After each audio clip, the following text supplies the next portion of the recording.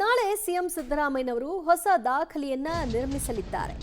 ರಾಜ್ಯದ ದೀರ್ಘಾವಧಿ ಸಿಎಂ ಎಂಬ ಹೆಗ್ಗಳಿಕೆಗೆ ಪಾತ್ರವಾಗಲಿದ್ದಾರೆ ಸಿಎಂ ಸಿದ್ದರಾಮಯ್ಯ.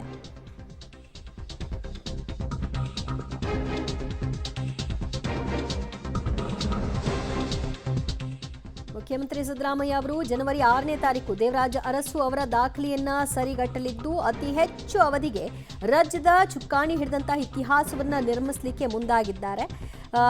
ದೇವರಾಜ್ ಅರಸ್ ದಾಖಲೆಯನ್ನ ಮುರಿಯಲಿದ್ದು ರಾಜ್ಯ ರಾಜಕಾರಣದ ಇತಿಹಾಸವನ್ನ ಸೃಷ್ಟಿ ಮಾಡೋದಕ್ಕೆ ಕೌಂಟ್ ಡೌನ್ ಶುರುವಾಗಿದೆ. ನನಗೂ ದೇವರಾಜ್ ಅರಸ್ಗೂ ಹೋಲಿಕೆ ಇಲ್ಲ, ಆದರೆ ಇಬ್ಬರು ಒಂದೇ ಜಿಲ್ಲೆಯವರು, ಒಂದೇ ಜಿಲ್ಲೆಯಿಂದ ಬಂದವರು ಹೀಗಂತ ಮೈಸೂರಿನಲ್ಲಿ ಇವತ್ತು ಸಿಎಂ ಸಿದ್ದರಾಮಯ್ಯನವರು ಮಾತನಾಡಿದರು. ಹೊಸ ದಾಖಲೆ ನಿರ್ಮಿಸ್ತಾ ಇರೋದ್ರ ಬಗ್ಗೆ ಕೂಡ ಖುಷಿಯನ್ನ ಹಂಚಿಕೊಂಡ್ರು ಮತ್ತು ನನ್ನ ದಾಖಲೆಯನ್ನು ಮುಂದೆ ಯಾರಾದರೂ ಮುರಿಬಹುದು ಅಂತ ಕೂಡ ಹೇಳಿದ್ದಾರೆ.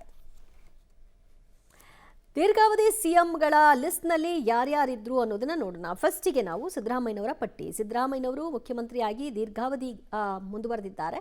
ಜನವರಿ 7ಕ್ಕೆ 7 ವರ್ಷ 240 ದಿನ ತುಂಬುತ್ತೆ. ಆದರೆ 7 ವರ್ಷ 239 ದಿನ ದೇವರಾಜ್ ಅರಸ್ ಅವರು ಈ ಹಿಂದೆ ಮಾಡಿತ್ತು.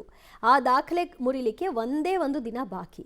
ಸೊ ಬೆಳಗಾಗೋ ಹೊತ್ತಿಗೆ ಅವರು ಹೊಸ ದಾಖಲೆಯನ್ನು ನಿರ್ಮಿಸಿದಂತಹ ಸಾಲಿನಲ್ಲಿ ಸಿದ್ದರಾಮಯ್ಯನವರು ಸೇರ್ಪಡೆಯಾಗ್ತಾರೆ. ದೀರ್ಘಾವಧಿ ಸಿಎಂ ಲಿಸ್ಟ್ನಲ್ಲಿ ಈಗ ಸೆಕೆಂಡ್ ಪೊಸಿಷನಲ್ಲಿ ದೇವರಾಜ್ ಅರಸ್ ಅವರು ಇರ್ತಾರೆ, ಮಾಜಿ ಮುಖ್ಯಮಂತ್ರಿಗಳು.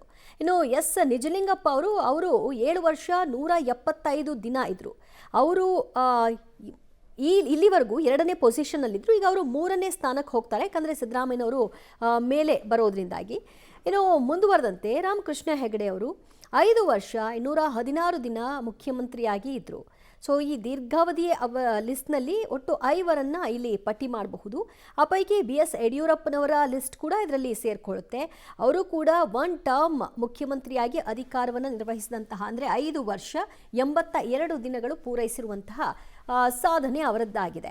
ಸದ್ಯ ಮುಖ್ಯಮಂತ್ರಿಗಳು ಇದೇ ವಿಷಯವಾಗಿ ಮಾತನಾಡೋ ಮೂಲಕವಾಗಿ ರೆಕಾರ್ಡ್ ಬ್ರೇಕ್ ಒಂದು ಕಡೆಯಲ್ಲಿ, ಆದರೆ ಹಿಂದಿನ ರಾಜಕಾರಣ ಬೇರೆ ಇತ್ತು, ಈಗಿನ ರಾಜಕಾರಣವೇ ಬೇರೆ ಇದೆ, ಮುಂದೆ ನನ್ನ ರೆಕಾರ್ಡನ್ನು ಕೂಡ ಯಾರಾದರೂ ಬ್ರೇಕ್ ಮಾಡಬಹುದು ಅಂತ ಅವರು ಒಂದು ಕ್ರಿಕೆಟ್ಗೆ ಹೋಲಿಕೆ ಮಾಡೋ ಮೂಲಕವಾಗೂ ಹೇಳಿದರು. ತೆಂಡೂಲ್ಕರ್ ಅವರ ರೆಕಾರ್ಡನ್ನು ಕೊಹ್ಲಿ ಬಂದು ಬ್ರೇಕ್ ಮಾಡಲಿಲ್ವಾ, ಹಾಗೆ ಮುಂದಿದು ಆಗಬಹುದು ಅಂತ ಹೇಳಿದ್ದಾರೆ. ಜನರ ಆಶೀರ್ವಾದದಿಂದ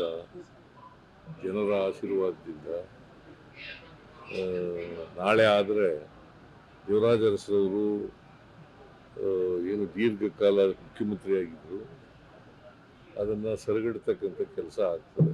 ಒಂದೇನಪ್ಪ ಸಂತೋಷ ಅಂತಂದರೆ ದೇವರಾಜ್ ಅರಸರವರು ಮೈಸೂರು ಜಿಲ್ಲೆಯವರು, ನಾನು ಮೈಸೂರು ಜಿಲ್ಲೆಯವರು.